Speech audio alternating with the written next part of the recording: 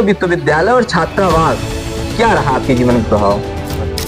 वर्चस्व की लड़ाई भी होती थी। उस लड़ाई में कभी एसएसएल से लड़ाई हुई तो कभी केपीयूसी से लड़ाई हुई। आर्ट्स फैकल्टी में किस छात्रावास का दबदबा रहेगा?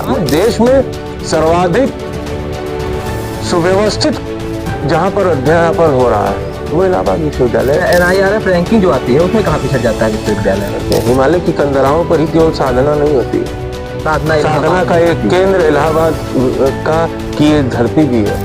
साहित्य को चाहने वाले छात्रों को क्या सुझाव देंगे? ये तो उपनिवेश है इलाहाबाद वालों का केंद्रीय विश्वविद्यालय। वाह। हाँ। वर्तमान छात्र राजनीति पे क्या विचार है? गुरु जी फिर से चुनाव लड़ने की फिराक में है क्या? बाबा भी आपके इलाहाबाद विश्वविद्यालय से रहे, आप अध्ययन भी किए और अध्यापन भी चल रहा है जी। हम यूं कहें तो 3 पीढ़ियां।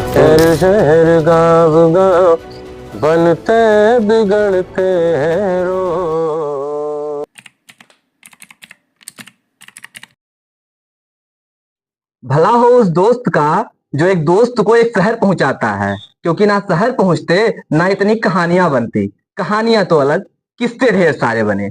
भला हो उस छात्रावास का जो कितने को जीवन सिखाया है और जीवन के साथ साथ आपको सिखाया जीवन दर्शन। भला हो उस पितामह का, पितामह को प्रणाम हो, क्योंकि पितामह ने साहित्य में रुचि दिलवाई। क्योंकि बचपन से ही जब किसी साहित्य में, किसी साहित्य समागम में जाते थे तो अंगुली पकड़ा कर लेके चले जाते थे।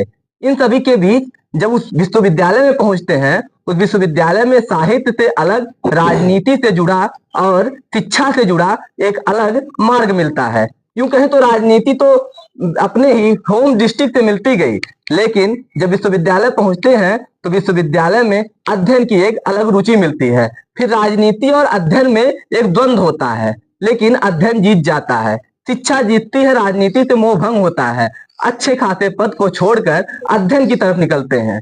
अध्ययन होता है, एक अच्छा परिदृश्य भी मिलता है, एक अच्छा मार्ग मिलता है, उसमें आगे बढ़ते हैं, लेकिन राजनीति पीछा नहीं छोड़ती है। आज भी कहीं ना कहीं हाथ पकड़े रहती है, साथ पकड़े रहती है। नमस्कार, उत्तम सिंह नाम है मेरा और इंटरव्यू की सीरीज में हम आपको मिलवाने जा रहे हैं इलाहाबाद विश्वविद्यालय के हिंदी विभाग के प्रसिद्ध, लोकप्रिय और छात्रों में सबसे ज्यादा चहेते डॉक्टर विनम सेन सर हमारे साथ हैं। और इलाहाबाद यूनिवर्सिटी लाइव पर आज हम सर के साथ पूरी जीवनी के साथ साथ साहित्य से लेकर राजनीति तक सभी बातों पर आज सर से चर्चा करेंगे। नमस्कार सर। नमस्कार। सर हम बात शुरू करते हैं तो हम पहले विश्वविद्यालय से शुरू करते हैं। सर आपकी शिक्षा दीक्षा विश्वविद्यालय से हुई, ग्रेजुएशन की जी।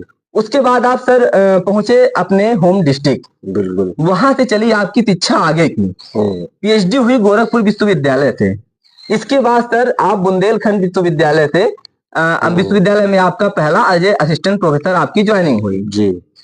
सर हम सबसे पहले विश्वविद्यालय के अनुभव के बारे में जानना चाहेंगे, क्योंकि सर मैं देखता हूँ बार बार विश्वविद्यालय की चीजों में आप बताते हैं, क्यों ना बताया जाए। विश्वविद्यालय तो एक ऐसी परंपरा देती है, छात्रावास जो ऐसा हमको रिदम देता है, उसके बारे में थोड़ा मैं जानना चाहूंगा कि विश्वविद्यालय और छात्रावास क्या रहा आपके जीवन में प्रभाव?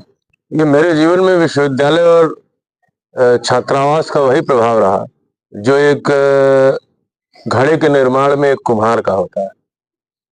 जी। मेरी निर्मित इस विश्वविद्यालय, मेरे मानसिक निर्मित, मेरे व्यक्तित्व की निर्मित अधूरी रह जाती अगर मैं इलाहाबाद विश्वविद्यालय में प्रवेश कर पाता। अगर मैं हॉल एंड हॉल छात्रावास में अगर उसका अंतेवासी न होता तो निश्चित तौर पर मेरी निर्मित अधूरी रह जाती।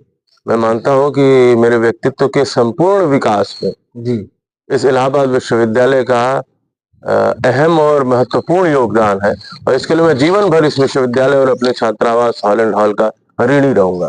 जी। मैं ऐसा देखता हूँ कि इलाहाबाद विश्वविद्यालय में ही ऐसी चीजें रहती हैं फिलहाल, और मैं अलग विश्वविद्यालयों की मैं अवहेलना नहीं, आलोचना नहीं कर रहा हूँ सर, लेकिन मैं देखता हूँ कि यह परंपरा विश्वविद्यालय, इलाहाबाद विश्वविद्यालय में एक उभरी हुई रूप में दिखती है हमको।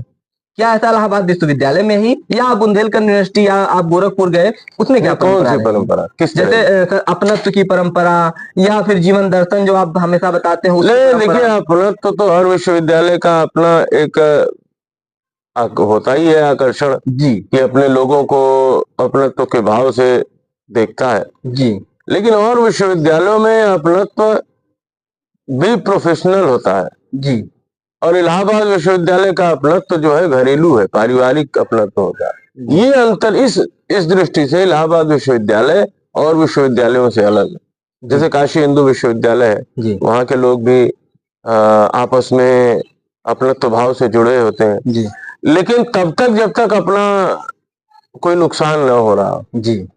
इलाहाबाद विश्वविद्यालय ऐसा है कि आप देखिए तमाम उदाहरण आपको मिल जाएंगे कि सीनियर जूनियर की परंपरा और कई बार अपना सब कुछ लुटा करके अपने मित्र के लिए, अपने चाहने वालों के लिए, अपने जानने वालों के लिए अपना सब कुछ लुटा करके उसके जीवन की निर्मिति करने में कोई तनिक संकोच इलाहाबाद विश्वविद्यालय के लोग नहीं करते। उसका कारण ये है कि यहाँ पर और विश्वविद्यालय में एक अपनत्व भाव जो होता है वह एक संस्थागत अपनत्व होता है जी। और इलाहाबाद विश्वविद्यालय सिखाता है कि यह जो हमारा अपनत्व भाव है वह एक पारिवारिक अपनत्व है। जैसे हम परिवार में माता है, पिता है, भाई है, बहन है, उसी प्रकार से सीनियर और जूनियर भी उसी परिवार का अंग है। इस रूप में इलाहाबाद विश्वविद्यालय एक संस्कार देता है जो दुनिया भर के विश्वविद्यालयों में अनोखा है। जी सर, विश्वविद्यालय की हम बात कर रहे हैं तो यही हम बात कर लेते हैं। आपके बाबा जी यानी कि आपके पितामह जी यहाँ से ग्रेजुएशन किए, यहाँ से उनकी शिक्षा दीक्षा हुई है? ग्रेजुएशन नहीं किए जी। ग्रेजुएशन तो शिवली नेशनल कॉलेज से उन्होंने आजमगढ़ से किया जी। और छात्र संघ का चुनाव लड़े और शिवली नेशनल कॉलेज आपके पता नहीं जानते हैं कि नहीं? बिल्कुल सर, आजमगढ़ से तो मैं भी बिलोंग करता अच्छा हूँ। अच्छा अच्छा। तो शिवली नेशनल कॉलेज एक अल्पसंख्यक कॉलेज है जी, जहाँ पर मुसलमान विद्यार्थी ज्यादा होते हैं और हिंदू विद्यार्थी बहुत कम संख्या में होते हैं। पहली बार मेरे बाबा वहां पर विद्यार्थी परिषद के पहले अध्यक्ष हुए और छात्र संघ के अध्यक्ष हुए एक अल्पसंख्यक कॉलेज में। वाह। और वहां से बीए किया उन्होंने और फिर एमए करने इलाहाबाद विश्वविद्यालय हिंदी विभाग में आए। जी। तो एमए में भी उनकी पांचवी पोजीशन थी हिंदी विभाग में, लेकिन वो पांचवी पोजीशन से संतुष्ट नहीं थे। तो आगे उन्होंने पीएचडी करना हिंदी से त्याग दिया और सोचा कि थोड़ा रुष्ट हुए और कहे कि अब हिंदी की पढ़ाई आगे नहीं करनी है। मेरा पांचवी पोजीशन आई तो उनको मैंने अपेक्षा थी कि पहली या दूसरी आनी चाहिए थी। जी। तो उन्होंने लॉ में ज्वाइन कर लिया इलाहाबाद विश्वविद्यालय में, लॉ किया, लॉ में टॉप किए, गोल्ड मेडल पाए और फिर एलएलएम में दाखिला लिया। एलएलएम कर ही रहे थे तो टीडी कॉलेज जौनपुर में वो लॉ के लेक्चरर हो गए। जी। लॉ के लेक्चरर हुए, साल 2 साल लॉ पढ़ाए टीडी कॉलेज में जौनपुर में। फिर आजमगढ़ से उनको एक ऑफर मिला डीएवी कॉलेज में। एक प्रिंसिपल साहब नए शिवनारायण लाल नाम था संभवतः। तो उन्होंने ऑफर दिया कि हिंदी की पोस्ट खाली है, आप हिंदी में अध्यापक हो जाइए। तो कुछ आजमगढ़ का मुंह, कुछ हिंदी का मुंह, फिर वो आजमगढ़ चले गए। तो इस तरह से वो इलाहाबाद में पीजी और उन्होंने और एलएलबी की। जी। उस दौरान वो हॉलैंड हॉल हॉस्टल में रहा करते थे। कुछ दिनों के लिए बाद में 1 साल पढ़ाई में थोड़ा डिस्टरबेंस होने लगा तो मंफोड़गंज में एक फ्लैट लेकर रहने लगे थे। जी सर, बाबा भी आपके इलाहाबाद विश्वविद्यालय से रहे, आप अध्ययन भी किए और अध्यापन भी चल रहा है। जी। हम यूं कहें तो 3 पीढ़ियां।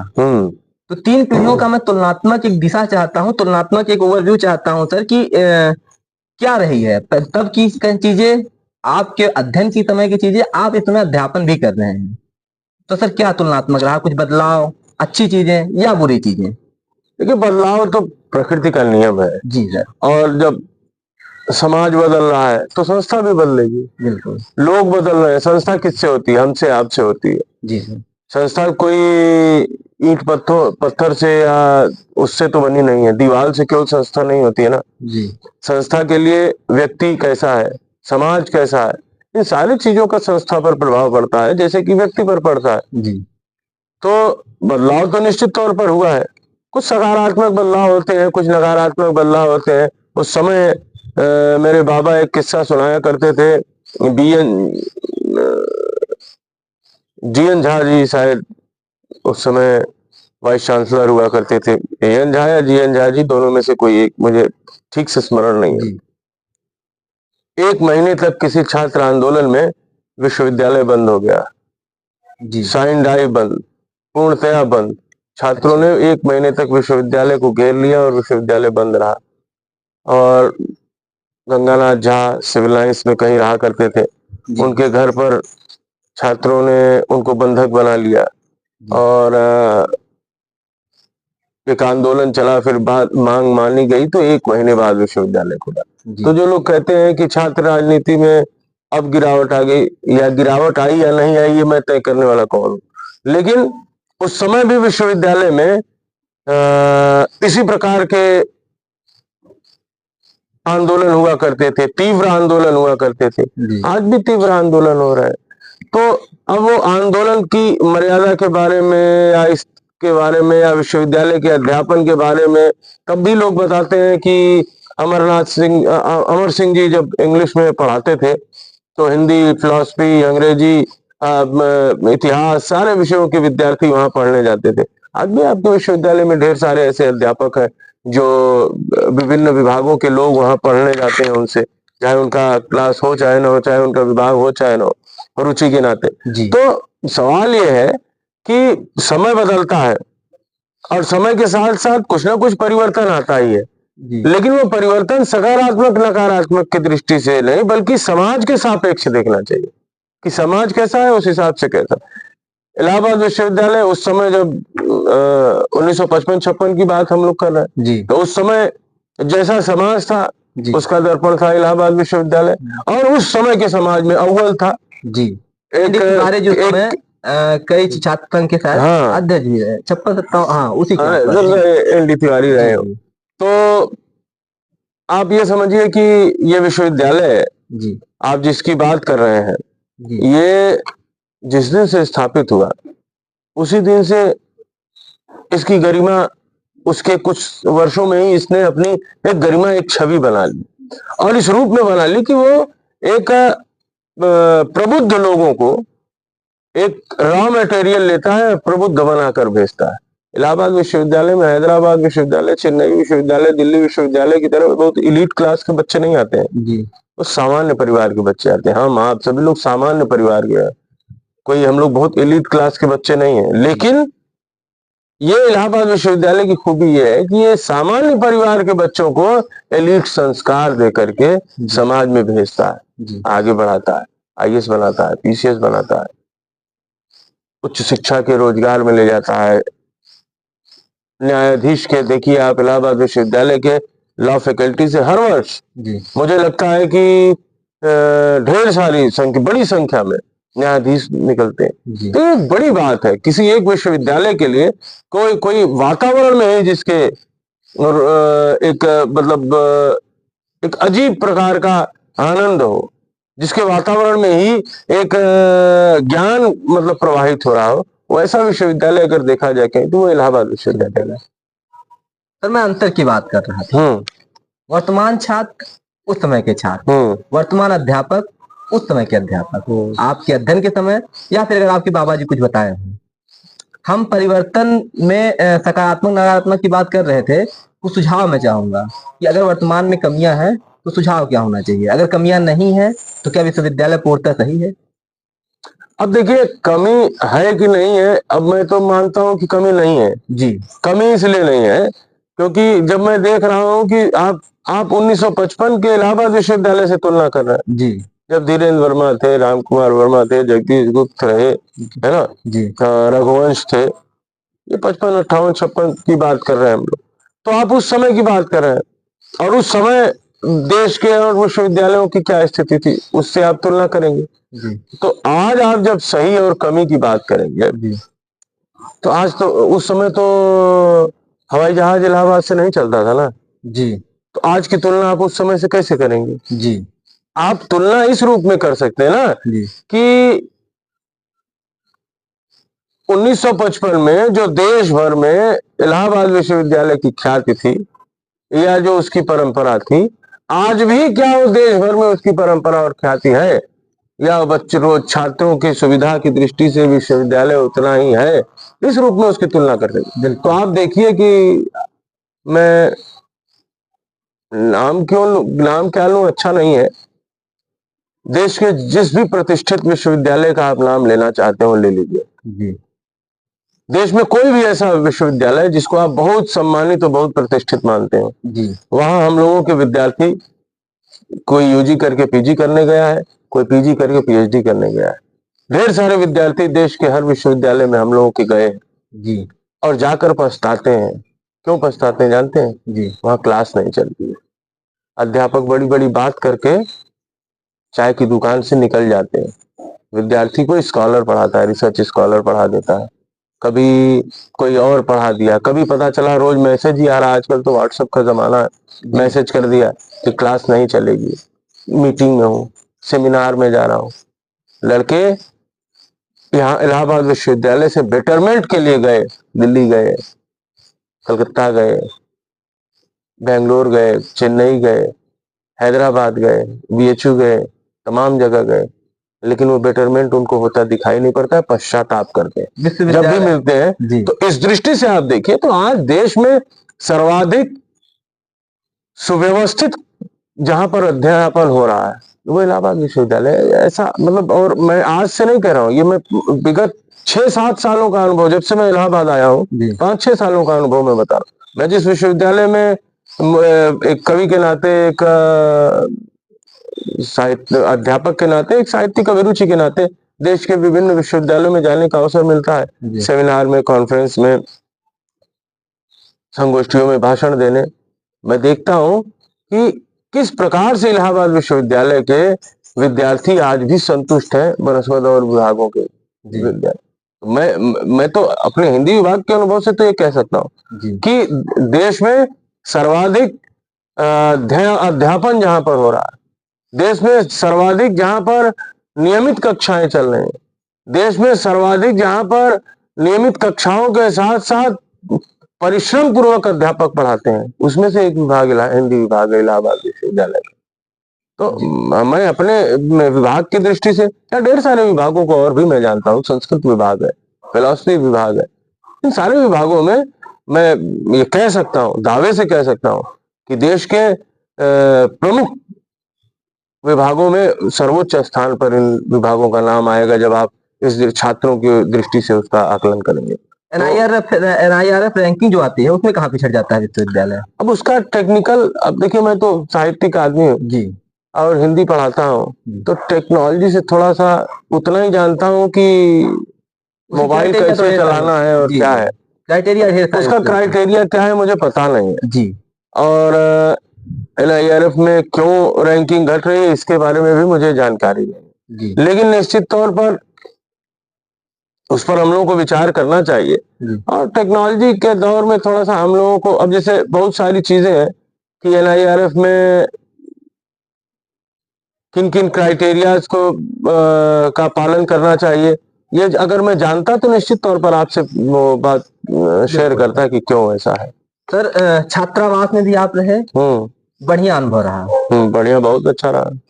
क्या रहा पूरा माजरा सर? थोड़ा सा मुझे छात्रावास की परंपरा और छात्रावास का आपका एक्सपीरियंस जानना चाहूंगा सर। ये छात्रावास में रहना तो अपने आप में एक स्वर्ग में रहने जैसा है। जी सर। अभी मैं 2-4 दिन पहले परिवार के साथ संगम गया, जी तो घूमते हुए आज इच्छा की कि इन लोगों को सलोरी और बघाड़ा दिखा दो, छोटा बघाड़ा, सलोरी और ये इलाके जहाँ पर विद्यार्थी कितने संघर्ष से रहते हैं। जी तो गाड़ी घुमा दी, रात का 11 बज रहा था, शाम को तो जाने गाड़ी से संभव ही नहीं है सलोरी और बघाड़ा में जाना, ढेर सारे भी है जी। लेकिन रात में 11 बजे मैंने परिवार को घुमाया उधर सलोरी और बघाड़ा। कोई भी व्यक्ति देखकर हैरान हो जाएगा कि इलाहाबाद विश्वविद्यालय में पढ़ने वाले या इलाहाबाद में आकर रोजी रोजगार के लिए संघर्ष करने वाले पढ़ने वाले विद्यार्थी कितनी तपस्या करते हैं। हिमालय की कंदराओं पर ही केवल साधना नहीं होती, साधना का एक केंद्र इलाहाबाद का की ये धरती भी है, जहाँ पर ढेर सारे विद्यार्थी 6x6 के कमरे में बैठ के दिन रात पढ़ रहे हैं। एक कुकर में दाल चावल आलू सब उबाल कर भोजन तैयार कर रहे हैं, चारपाई बाहर कर रहे हैं तो पढ़ रहे हैं, गद्दा बाहर को लपेट रहे हैं तो पढ़ रहे हैं, गद्दा खोल रहे हैं तो सो रहे हैं। इतनी साधना, इतना संघर्ष, और उस संघर्ष और साधना के स्थान पर अगर आपको छात्रावास जैसा स्थान मिल जाए जहां पर खूब बड़ा मैदान है, खूब बड़ा कमरा है, अच्छा माहौल है और माहौली लोग हैं, जी तो उसको स्वर्ग ही इस इलाहाबाद में उसको स्वर्ग के रूप में ही देखा जाना चाहिए। तो तो छात्रावास तो एक स्वर्ग है। उस स्वर्ग में पहुंचने पर आत्मा जैसे मृत्यु के बाद नर्क और स्वर्ग में से चुनकर स्वर्ग पहुंचती होगी तो उसको प्रसन्नता होती होगी। ठीक उसी प्रकार का इलाहाबाद में आने वाला विद्यार्थी अगर हॉस्टल पा जाता है तो उसको प्रसन्नता होती है। जी तो उसी प्रकार की प्रसन्नता हम लोगों को भी हुई। छात्रावास पहुंचे तो उसी समय हम लोगों के ढेर सारे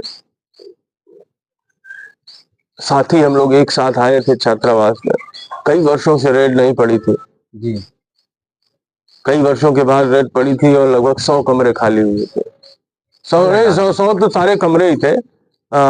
कुल मिला के 120-130 कमरे थे। जी लगभग मुझे लगता है कि 70-80 कमरे खाली हुए थे। जी उसमें बड़े बड़े मठाधीश थे। उन मठाधीशों के कोई स्वामी था, तो कोई ठेकेदार था, तो कोई बहुत बड़ा वकील था, तो कोई जिला पंचायत सदस्य था, तो कोई केवल कुछ था नहीं, बस छात्रावास में रहने के लिए रह रहा था। ऐसे ढेर सारे लोग छात्रावास में रह रहे थे। जी तो प्रशासन ने 70-80 कमरे खाली कराए थे। उसमें हम लोग लगभग 150 विद्यार्थी एक बैच के हम लोग हॉल एंड हॉल में आए थे जी और खूब आनंद था। जहाँ भी विश्वविद्यालय में चूंकि बैच लंबा होने का लाभ भी होता है, तो छात्रावास में चाहे विश्वविद्यालय में हम लोगों ने खूब आनंद किया। उतना लंबा बैच केवल हिंदू हॉस्टल में उस वर्ष आया था। जी तो प्राय साइंस फैकल्टी में हिंदू हॉस्टल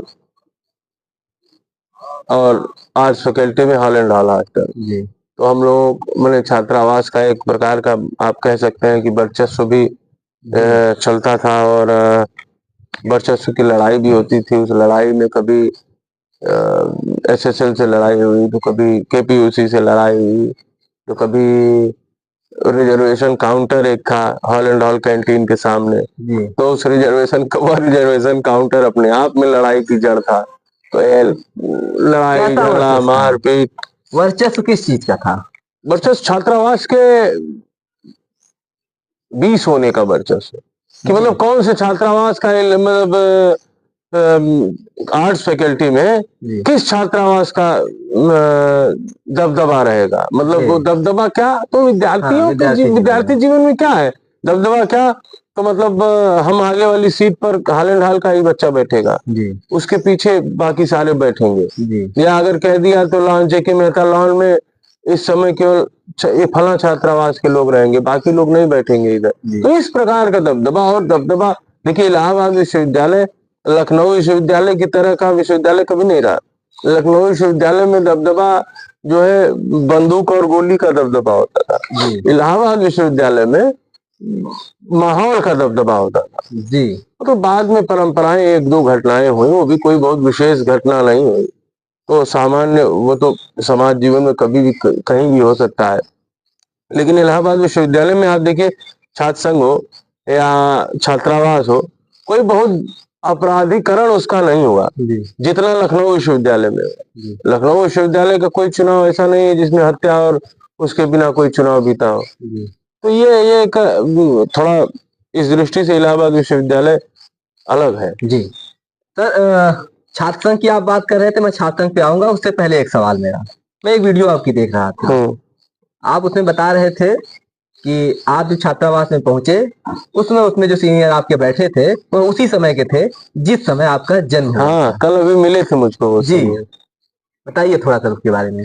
वो हमारे एक हमको रंजीत सर हमारे सुपरिटेंडेंट थे। आज भी हैं आलोन के? हाँ, आज भी है, जी उस समय भी थे। जी तो रंजीत सर ने हमको कमरा अलॉट किया, कमरा नंबर 88। जी तो क्योंकि 87 में हमारे, मैंने बताया कि मेरे पितामह भी यहाँ, बाबा भी यहाँ पढ़ते थे और हॉल एंड हॉल में रहते थे, तो चूंकि 87 नंबर में वो रहते थे, जी तो मैंने उनसे आग्रह किया कि सर 88 की जगह मुझे 87 ही कर दीजिए, क्योंकि मेरे बाबा वहाँ उसी कमरे में रहते थे। तो सहजता से उन्होंने स्वीकार किया। उन्होंने एक बात ज़रूर कही कि 87 में यार परेशान हो जाओगे। तो हमने कहा कि नहीं, परेशान नहीं होंगे सर, मुझे आप कर दीजिए। तो 87 में गया, ताला उन्होंने कहा ताला-वाला ले लेना, ताला चाबी लगा लेना कमरे में। जब मैं गया तो देखा ताला खुला है, पहले से बैठे हैं एक महानुभाव। तो मैंने उनसे बोला कि ये कमरा मुझे अलॉट हुआ है। क्या हाँ आओ, मैं भी इसी में रहूँगा। हमने कहा जी? कि हाँ, मैं इसी कमरे में रहता था और इसी में रहूँगा। वो एक रसीद मैंने जुगाड़ कर ली है, तो उस जी रसीद पर मैं रहूँगा। चिंता मत करो, तुम आराम से रहो। तो बाद में जब पता चला तो उसी थोड़ा 2-4 दिन 5 दिन बाद संपर्क हुआ। पहले तो थोड़ा-सा सहमा हुआ था कि यह ढेर सा आदमी मैं बालक कहाँ मेरा शोषण करेगा, खाना बनवाएगा, ये करेगा, वो करेगा। लेकिन हालाँकि वो व्यवहार बहुत अच्छे व्यवहार कुशल आदमी थे और बहुत अच्छे व्यक्ति हैं, आज भी मेरे संबंध हैं उनसे। जी तो वो मनोज सिंह जी थे, जी देवरिया के रहने वाले थे और 1987 में 1988 में इलाहाबाद विश्वविद्यालय में उस छात्रावास में आए थे। वो आए थे जुलाई में 1988 में और मेरा जन्म हुआ था नवंबर में 1988 में। तो जन्म हम से पहले। जन्म से 6 महीने पहले आ गए जी थे, समय नहीं आए थे। 6 महीने पहले इलाहाबाद पहुंच गए थे जी और हम लोग साथ रहे और अभी भी यदा-कदा हम लोग मिल जाते हैं। अभी परसों ही बता रहा हूँ, आज से कल या परसों ही भेंट हुई उनसे।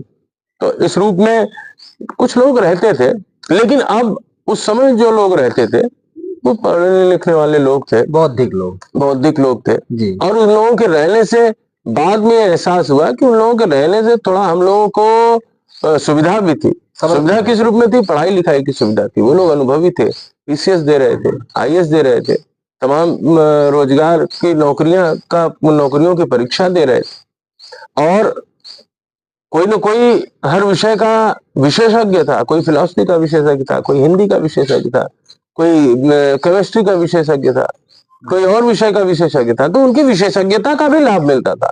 कोई संकट होता था, कोई जानकारी होती थी, कोई इतिहास के बारे में नहीं समझ में आ रहा है, कोई राजनीति शास्त्र में नहीं समझ में आ रहा है तो पूछ लिए छोटू सर से, पूछ लिए प्राचीन इतिहास में नहीं समझ में आ रहा है तो मनोज सिंह से, पूछ लिए किसी और से। तो इस तरह से थोड़ा अध्ययन अध्यापन की दृष्टि से भी सीनियरों के रहने से सुविधा ही होती थी, कोई संकट की बात नहीं थी। जी पिछली बात हम छात्र संघ की कर रहे थे। राजनीति से आपका जुड़ाव रहा है, अच्छे खासे लेवल पे राजनीति की है आपने, जिला महामंत्री, प्रदेश महामंत्री एक संगठन के। राजनीति तो आप किस राजनीति छूट कैसे गई? अब घर वालों की भी इच्छा थी, मेरे पितामह की भी इच्छा थी कि मैं विश्वविद्यालय में अध्यापन करूं। जी तो अब दो काम एक साथ तो हो नहीं सकता। जी तो इसलिए परिवार की इच्छा की पूर्ति की और अपनी इच्छा को थोड़ी देर के लिए टाल दिया। जब फिर जीवन में कभी अवसर मिलेगा तो उसकी तरफ विचार किया जाएगा। इसी विचार की हम बात कर रहे हैं। आज आते समय एक वरिष्ठ हमसे मिले थे, हमारे एक अग्रज, कहे जा रहे हो गुरुजी के पास, एक सवाल पूछ लेना। गुरुजी फिर से चुनाव लड़ने की फिराक में है क्या? क्या चाहते हैं इससे? चुनाव लड़ने जैसा फिलहाल कोई विचार नहीं है जी, लेकिन जीवन है, काल चक्र है जी, कभी हो सकता है उस रास्ते पर भी खड़ा कर दे जी, लेकिन फिलहाल ऐसी कोई इच्छा अभी नहीं है। अभी तो अध्यापन कर रहा हूँ और अध्यापन में ही आनंद पा रहा हूँ। आप लोगों से मिल बैठ के बात कर रहा हूँ, उसी में आनंद पा रहा हूँ। थोड़ा कविता विता लिख लेता हूँ, कर लेता हूँ, तो उसके नाते इसी रास्ते पर अभी चल रहा हूँ। लेकिन है क्या ना कि राजनीति दरअसल एक कीड़ा है जी, तो जो एक बार शरीर में घुस जाता है तो जल्दी निकलता नहीं है। तो उसके नाते थोड़ा आप कभी कभार रुझान देख लेते होंगे बातचीत में, लेकिन वो अभी फिलहाल ऐसा कोई विचार नहीं है मेरा कि चुनाव लड़ने का। जी, कई प्लेटफॉर्म पे देखा जाता है गुरुजी राजनीतिक विश्लेषक के रूप में भी अपने विचार रखा करते हाँ, हैं। राजनीति को समझता हूँ, जी, जी, राजनीति को जानता हूँ, राजनीति को पहचानता हूँ, तो इसलिए उसका विश्लेषण करना कोई खराब बात नहीं है मुझे लगता है। लेकिन यह है कि उसको इस रूप में नहीं देखना चाहिए कि मैं चुनाव लड़ने चाहता हूँ या चुनाव लड़ने वाला हूँ, क्योंकि अब उसके लिए तो आजकल देखिए राजनीति फुल टाइम हो गई है। जी जो फुल टाइम राजनीति नहीं करेगा वो पार्ट टाइम राजनीति से काम चलने वाला नहीं है। जी इसलिए वो समय नहीं रहा फुल टाइम राजनीति का। फुल टाइम राजनीति करने पर अपने विद्यार्थियों से अन्याय करना होगा और वो मैं नहीं कर सकता।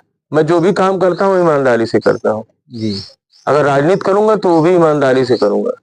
जी जैसे शिक्षण कर रहा हूँ तो ईमानदारी से कर रहा हूँ। जी। छात्र जीवन में सर आप राजनीति में रहे, मतलब हाँ अपने जिले से रहे, कहीं से भी रहे, हाँ, वर्तमान छात्र राजनीति पे क्या विचार है? अच्छी है राजनीति। वर्तमान छात्र राजनीति भी अच्छी है। राजनीति तो साहित्य और राजनीति तो समाज का दर्पण है। जैसा समाज रहेगा वैसे छात्र राजनीति रहेगी। छात्र संघ पे क्या विचार है? छात्र संघ अच्छा है, होना चाहिए। बिल्कुल होना चाहिए। ये तो प्रदेश के मुख्यमंत्री कह रहे हैं, प्रधानमंत्री कह रहे हैं, हमारी कुलपति कह रहे हैं, तमाम लोग कह रहे हैं। क्यों नहीं है विश्वविद्यालय में? अब क्यों नहीं है, इसके लिए तो छात्रों को चेतना होनी चाहिए या विश्वविद्यालय को सोचना चाहिए। जी लेकिन छात्र संघ दरअसल क्या है कि छात्र संघ से एक प्रकार का छात्रों का एक नैतिक दबाव समूह बनता है जी जिससे छात्र अपने हक और हुकूक के लिए अपनी आवाज उठा पाते हैं। जी। उसका एक माध्यम है छात्र संघ। तो मुख्य छात्रों के माध्यम। साथ ज्यादती न हो, जी छात्रों का बात सुनी जाए, छात्रों की उपेक्षा न हो। तो इस दृष्टि से छात्र संघ की आवश्यकता तो है ही। जैसे अध्यापक संघ है, होता है, जी जैसे वकीलों का अधिवक्ता संघ होता है, जैसे कर्मचारी संघ होता है, उसी तरह से छात्र संघ भी होना चाहिए। लेकिन प्रदेश के ढेर सारे विश्वविद्यालयों में आप देखें, प्रदेश नहीं देश के भी जी। ढेर सारे विश्वविद्यालयों में देखेंगे एक नया ट्रेंड चला है कि छात्र संघ को बैन कर दिया बैन कर दिया जाए। जी उसका कारण क्या है कि वो एक तो कुछ छात्र संघ भी अनैतिक हो गया, जी दूसरे प्रशासन सच सुनने का आदि नहीं रह गया। जी। तो दोनों तरफ से ये जो मतलब एक दीवार तनती गई, उसके नाते ये स्थिति में पहुंचा छात्र संघ। सुधार और सुझाव क्या होंगे गुरुजी की तरफ से छात्र संघ के लिए? ये छात्र संघ के लिए तो मेरी तरफ से सुझाव है कि छात्र संघ तो एक बेहतर माहौल बना करके जी एक छात्रों के बीच जागरूकता करके जी और छात्रों को विश्वविद्यालय प्रशासन के द्वारा या और महाविद्यालय जो है देश भर में ढेर सारे महाविद्यालय थे जहाँ पर चुनाव होते थे, जी या विश्वविद्यालय थे। साकेत महाविद्यालय का चुनाव बड़ा फेमस हुआ करता था अयोध्या का। जी लखनऊ विश्वविद्यालय का चुनाव, इलाहाबाद विश्वविद्यालय का चुनाव, टीडी कॉलेज जौनपुर का चुनाव छात्र संघ का, काशी विद्यापीठ का चुनाव। बीएचयू में तो चुनाव ही बंद हो गया, बहुत वर्षों से पहले बंद। चुनाव बंद होने की शुरुआत काशी हिंदू विश्वविद्यालय ने की। जी और लोग ऐसा कहते हैं कि काशी हिंदू विश्वविद्यालय में जब चुनाव बंद हुआ तो उसी के बाद काशी हिंदू विश्वविद्यालय की तरक्की होने लगी। अच्छा इसी को कॉपी करते हुए देश के तमाम विश्वविद्यालय और महाविद्यालयों ने चुनाव बंद कराए। हालांकि अब मैं इसके बारे में जानता नहीं कि कितनी तरक्की हो गई, चुनाव बंद होने के पहले कितनी तरक्की हो गई। चुनाव बंद होने से थोड़ी 1500 करोड़ रुपए का बजट उसका काशी हिंदू विश्वविद्यालय का हो गया। जी हाँ वो बल्कि प्रधानमंत्री मोदी के आने से 15 सालों में उसका 1500 प्रति वर्ष बजट है, 1500 करोड़ या उससे भी ज्यादा मेरे ख्याल से। संसदीय क्षेत्र भी हो गया प्रधानमंत्री का। जी संसदीय क्षेत्र और एक गरिमा का केंद्र है वो। मालवीय जी ने इलाहाबाद के ही, हम लोगों के लिए तो और गौरव की बात है कि इसी प्रयाग की धरती से उठकर गए एक मालवीय जी ने और इतनी बड़ी संस्था को खड़ा कर दिया। बिल्कुल। और ये तो उपनिवेश है इलाहाबाद वालों का काशी हिंदू विश्वविद्यालय। वाह। तो हम लोग तो उसी रूप में देखते हैं उसको। जी तो ढेर सारे विश्वविद्यालय हैं जहाँ पर चुनाव बंद हुए। इन महाविद्यालयों और विश्वविद्यालयों में प्रशासन को चाहिए कि पहले छात्रों के बीच जागरूकता करें।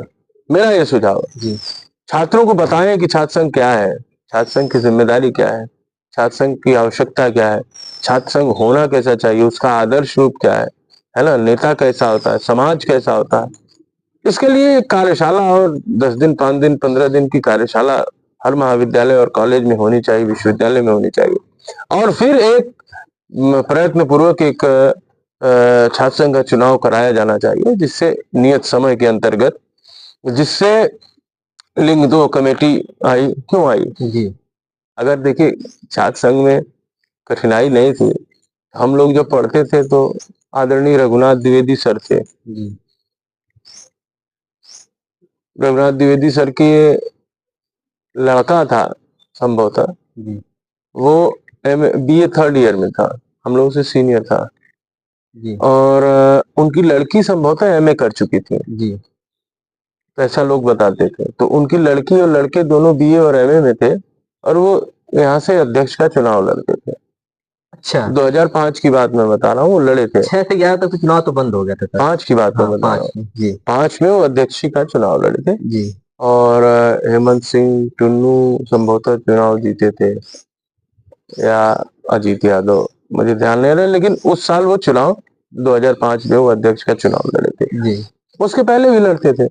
तो इस तरह से लोग जब चुनाव लड़ेंगे, और तो उसके लिए लिंग 2 की कमेटी आई जी कि छात्र राजनीति छात्रों के लिए ना, छात्र राजनीति छात्रों के लिए, छात्र राजनीति किसी अधेड़ व्यक्ति को अपने को स्थापित करने के लिए तो नहीं है। बिल्कुल छात्र राजनीति में आप चुनाव लड़े जी क्योंकि आप छात्र हैं, ठीक है। हम चुनाव लड़ जाए BA में एडमिशन लेके या PhD में एडमिशन लेके, जी तो हम तो मतलब उस रूप में छात्र नहीं ना है। जी तो अब इस तरह से अगर चुनाव होने लगे तो लिंग 2 कमेटी आई। लेकिन फिर लिंग 2 कमेटी के बाद जिस तरह से जागरण होना चाहिए, छात्रों को जिस प्रकार से सचेत करना चाहिए था, वो काम नहीं हो पाया। जी कि छात्रों को जागरूक करना था, वो हुआ क्या कि छात्र जब नए नए चुनाव लड़ने लगे तो और मतलब क्या कहते हैं कि संयमित होने के नाते और असंयमित हो गया। जी क्योंकि अब सीधे जिसका मन किया वो चुनाव लड़ गया। पहले हमको याद है कि लोग कहते थे कि पहले हॉस्टल रिप्रेजेंट कोई सीधे महामंत्री और अध्यक्ष का चुनाव थोड़ी लड़ता था। जैसे ये थोड़ी है कि आज आप उठे और कल अध्यक्ष लड़ लिए। जी मैं अपने विश्वविद्यालय की बात बता रहा हूँ, जब हम लोग सुने, हम लोग भी तो आए तो बंद ही हो गया। जी 2006 में एक ही साल चुनाव देख पाए। लेकिन पहले आदमी हॉस्टल रिप्रेजेंटेटिव लड़ता था, फिर हॉस्टल रिप्रेजेंटेटिव के बाद फिर कोई छोटे पद पर चुनाव लड़ता था, प्रकाशन मंत्री या इस तरह से, जी तब जाके वो महामंत्री और अध्यक्ष का चुनाव लड़ता था, जी ताकि अपने को तैयार करता था, सीनियर लोगों की निगाह में आए। सीनियर जब तक न कहे तब तक आप अध्यक्ष और महामंत्री के चुनाव नहीं लड़ते। ओहदा बन जाना और चाहिए। चाहे वो कोई भी व्यक्ति है, चाहे कितना भी फेमस व्यक्ति है, कितना भी काबिल व्यक्ति है, उसको पहले एक चुनाव कोई छोटा लड़ना पड़ता था, तब जाके बड़ा चुनाव लड़।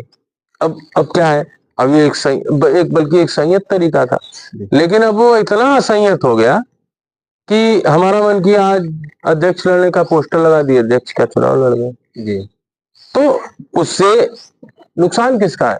छात्रों का है। छात्र प्रतिनिधि अपना चुन रहे हैं, है ना, अपनी समस्याओं के लिए आवाज उठाने के लिए, या अपना अपना एक नेतृत्व चुन रहे हैं। छात्र नेतृत्व किसको चुन रहे हैं? जिसको खुद ही नहीं पता है कि नेतृत्व कैसे करना है।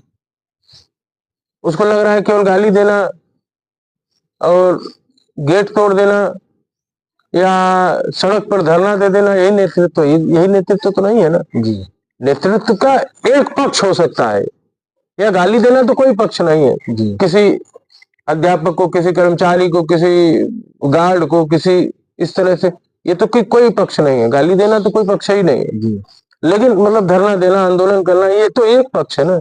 इसके अलावा भी छात्र राजनीति के ढेर सारे पक्ष हैं, जो सकारात्मक पक्ष है। तो उन पक्षों की तरफ कौन ध्यान देगा? छात्रों को। तो ये एक प्रकार से, इसलिए मेरा ये मानना है कि छात्र संघ में एक कार्यशाला होनी चाहिए, एक सेमिनार होना चाहिए, उसके बाद फिर छात्र संघ होना चाहिए और छात्र संघ होना चाहिए। ये 2 बातें मेरी मूल रूप से मानने की। सुझाव भी मिल गया और एक निर्णय भी मिल गया कि छात्र संघ होना चाहिए। राजनीति हो गई, समाज हो गया, विश्वविद्यालय की परंपरा हो गई, आपसे जुड़ी एक अटूट रूप से जुड़ी चीजें साहित्य है। हम साहित्य पे आते हैं। साहित्य में रुचि कहाँ से शुरू हो गई? इस साहित्य में रुचि तो मेरी बचपन से ही थी। बताया आपको कि चूंकि बाबा हमारे साहित्यकार थे, तो उनके साथ रहकर शुरू से ही 5-6 साल का था तब से ही उन्हीं के साथ रहा, जी। और वहीं से उनके साथ गोष्ठियों में आना, सेमिनार्स में जाना, तो इस नाते एक साहित्य के प्रति रुझान हुआ, और फिर धीरे धीरे उस रुझान जो है स्वयं साहित्यकार बनने की प्रेरणा तक पहुंच गया। जी सर, 2018 में भोलानाथ तिवारी भाषा सम्मान भी आपको हिंदी संस्थान, यूपी हिंदी संस्थान लखनऊ द्वारा आपको दिया गया। साहित्य में आगे चीजें बढ़ी और अभी अभी आपकी एक किताब भी प्रकाशित हुई है, पुस्तक बादलों को आईना समझो। उसकी एक कविता जो है खूब वायरल हो रही है। उसकी एक कविता जो वायरल हो रही है आपकी, शहर शहर गांव गांव, खूब वायरल है सर। छात्रों में काफी लोकप्रिय है, यहाँ तक कि सभी में लोकप्रिय है। सुनना चाहूंगा 2 पंक्तियां सर। शहर शहर गांव गांव बनते बिगड़ते हैं रोज, नई डगर नया सफर चुनते हैं चलते हैं रोज। हो शहर शहर गांव गांव, एक तरफ है गांव की बतिया, पीपर पतिया भोली सुरतिया, सूरज मीजे आपन अखिया, चांद भी देखे तेरी सखिया, चंदा सूरज हाँ चंदा सूरज, सूरज चंदा आते हैं जाते हैं रोज, नई डगर नया सफर चुनते हैं चलते हैं रोज। हो शहर शहर गांव गांव बनते बिगड़ते हैं रोज, नई डगर नया सफर चुनते हैं चलते हैं रोज। वाह, काफी लोकप्रिय कविता हुई सर, वायरल खूब हुई सर। धन्यवाद। और मैं सुनता हूँ तो मैं खूब ही अभिभूत हो जाता हूँ, प्रेम आ जाता है, अपने गांव को मैं याद कर लेता हूँ सर। प्रेम पे भी कविता आप लिखते हैं सर। इसके अलावा कोविड के समय भी आप एक गांव पे कविता लिखे थे, कि गांव की ओर एक कोई कविता थी सर कोविड के समय, वो भी सर 2 लाइनें सुनना चाहूंगा सर। धुआं धूल धक्कड़ में शहर डूब जाएंगे, उस दिन फिर गांव हमें खूब याद आएंगे। धुआं धूल धक्कड़ में शहर डूब जाएंगे, उस दिन फिर गांव हमें खूब याद आएंगे। ये एक गीत था, बिल्कुल लिखा था।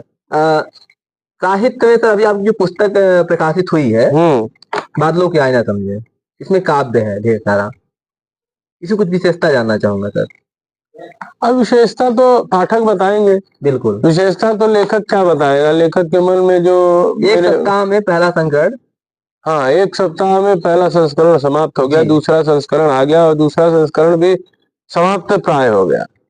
कुछ किताबें बची हैं। तो मुझे लगता है कि अगर विश्वविद्यालय और हिंदी के पाठकों का इसी प्रकार से स्नेह और प्रेम बना रहा, तो मुझे लगता है 1 हफ्ते के अंदर फिर वो तीसरा संस्करण भी आ जाएगा। तो एक किसी लेखक के लिए खुशी की बात है, प्रसन्नता की बात है कि उसके पहले काव्य संग्रह को लोग इतना प्यार करें, इतना स्नेह करें। तो मैं तो सौभाग्यशाली समझता हूँ खुद को कि 1 हफ्ते के अंदर पहला संस्करण समाप्त हो गया, दूसरे हफ्ते में चल रही है पुस्तक और दूसरा संस्करण समाप्त होने की तरफ है। तो ये विश्वविद्यालय और विश्वविद्यालय के पढ़ रहे जो विद्यार्थी और देश भर में जो चाहने वाले, उनके मोहब्बत है ये। साहित्य को चाहने वाले छात्रों को क्या सुझाव देंगे, साहित्य में जो आगे जाना चाहते हैं या कुछ अपना करना चाहते हैं? देखिए साहित्य में जो कुछ आम काम करना चाहते हैं आगे, मान लीजिए आप जिस भी विधा में लिखना चाहते हैं, कविता, कहानी, उपन्यास, है ना, संस्मरण, जिस भी विधा को आप चुनना चाहते हैं, उस विधा के रचनाओं को खूब पढ़ना चाहिए। अगर आप कविता लिखना चाहते हैं तो ढेर सारे कवियों की कविताओं को पढ़िए।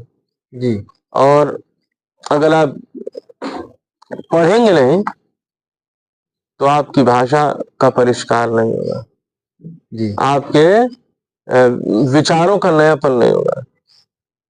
पढ़ने से आपके ज्ञानेंद्रियां और खुलती हैं, और इसलिए साहित्यकार बनना है तो खूब पढ़ना, पहले अध्येता बनना होगा जी खूब गहन अध्येता बनना होगा, जी तब जाकर के आप कोई साहित्यिक रचना आप एक मुकाम तक पहुंच पाएंगे। जी इसलिए विद्यार्थियों से ये विशेष आग्रह, आजकल विद्यार्थी देखिए काम चलाओ पढ़ाई कर रहे हैं। जी काम चलाओ पढ़ाई से काम नहीं चलने वाला नहीं है, चाहे वो रोजगार की दृष्टि से देखिए, चाहे साहित्य की दृष्टि से देखिए, दोनों दृष्टियों से काम चलाओ पढ़ाई का कोई निष्कर्ष निकलने वाला नहीं।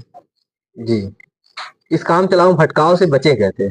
इस काम चलाओ भटकाव से बचने का एकमात्र रास्ता है किताबें। किताब किताबों को दोस्त बनाइए, बिल्कुल किताबों का साथ चुनिए, किताबों के साथ समय बिताइए, जी स्वयं अपने आप उस भटकाव से आप दूर हो जाएंगे। जी विश्वविद्यालय ने सब कुछ दिया, साहित्य दिया, सम्मान दिया, राजनीति अपने जिले से ही की गई। आजमगढ़ के आप सर निवासी रहे हैं, वर्तमान में प्रयागराज में रहे हैं। सर एक पर्सनल सवाल पूछना चाहूंगा। बिल्कुल। मैम है वाइफ आपकी, विश्वविद्यालय से ही रही है? नहीं नहीं नहीं रही है। यहाँ से बाद में पढ़ी, LLB किया उन्होंने मेरे यहाँ नौकरी करने के बाद। अच्छा पहले वो आजमगढ़ ही पढ़ी। अच्छा अच्छा तो सर मेरी जानकारी, हाँ मतलब जानकारी मिली कि विश्वविद्यालय से रही है। नहीं, जी तो परिवार सब अच्छा खासा चल रहा है। जी चल रहा है। इसके बाद सर अगर डॉक्टर साहब, हम अभी वही आ रहे थे, बता रहे थे, एक अग्रज हमारे मिले थे, उन्होंने 2-3 सवाल हमको दे दिए आते आते। अग्रज थे तो हमारा दायित्व बनता है उनके सवालों को आपकी समझ रख दिया जाए। पहला सवाल राजनीति का था जो मैंने पूछ लिया। दूसरा सवाल यही है कि डॉक्टर साहब अगर प्रोफेसर ना होते तो क्या करते हैं? अगर मैं प्रोफेसर ना होता तो शायद मंचों पर कविता पढ़ता, और राजनीति में अगर किस्मत साथ देती तो कुछ कर पाता राजनीति में। बिल्कुल लेकिन राजनीति करता और मंचों पर कविता पढ़ता, इतना है बात। बिल्कुल। हमारे साथ विनम्र सेन सर थे, हिंदी विभाग के प्रसिद्ध शिक्षक हैं। अध्ययन और अध्यापन विश्वविद्यालय से हुआ था और संगम नगरी में संगम हुआ था शिक्षा का, राजनीति का और साहित्य का। 3 चीजों को मिलकर डॉक्टर साहब जब आगे बढ़े तो आगे बढ़ने के साथ साथ विश्वविद्यालय में एक अलग प्रसिद्धि मिली। हम मिलते रहेंगे आपसे अलग अलग चीजों के साथ। डॉक्टर साहब से हम एक और लास्ट में छात्रों के लिए सुझाव चाहेंगे, सभी छात्रों के लिए, साहित्य से परे सभी छात्रों के लिए एक सुझाव चाहेंगे सर से। उसके बाद हम आपको अगला इंटरव्यू किसी अगली सीरीज में लेकर आएंगे। सर लास्ट में छात्रों के लिए ये सुझाव मेरा सभी छात्रों को ये है कि विश्वविद्यालय और इस इलाहाबाद में अगर आप आए हैं, और चूंकि इलाहाबाद यूनिवर्सिटी लाइव के नाम से आपका चैनल है, तो मैं खासकर यूनिवर्सिटी के विद्यार्थियों को संबोधित कर रहा हूँ कि अगर आप विश्वविद्यालय में आए हैं तो कुछ सपना लेकर आए। ध्यान रहे वो सपना बिखरने ना पाए, वो सपना ओझल न हो आंखों से, रात दिन वो सपना आपकी आंखों में बसा होना चाहिए। जैसे अर्जुन ने मछली की आंख पर निशाना लगाया, उसी तरह से आपका ध्यान भी उस मछली की आंख पर, अपने लक्ष्य पर होना चाहिए। लक्ष्य से भटकने के लिए ढेर सारे रास्ते हैं, ढेर सारे मार्ग है लक्ष्य से भटकने के लिए, और उस मार्ग पर से कैसे बचना है उसका एक ही रास्ता है, वो किताब। किताबों का साथ करिए, किताबों से दोस्ती करिए, किताबों से यारी करिए, उनके साथ समय बिताइए, उनसे प्रेम करिए। निश्चित तौर पर आप जब सफल होंगे तो ढेर सारे चाहने वाले आपको मिल जाएंगे। असफल हो जाएंगे तो जो चाहने वाले हैं वही नफरत करने वालों में बदल जाएंगे। इसलिए मेरा आप सभी विद्यार्थियों से आग्रह है, आपको सलाह है, सुझाव है कि अपने माता पिता, परिवार के जिन सपनों को साकार करने के लिए आप इस विश्वविद्यालय में आए हैं, निश्चित तौर पर आप उसको लक्ष्य बनाकर उस पर केंद्रित रहें और उन सपनों को साकार करेंगे। इसी शुभकामना के साथ आप सभी विद्यार्थियों को धन्यवाद, नमस्ते। बहुत बहुत धन्यवाद आप सभी को। मिलते हैं अगली वीडियो में इलाहाबाद यूनिवर्सिटी लाइव पर किसी और व्यक्तित्व के साथ। बहुत बहुत धन्यवाद।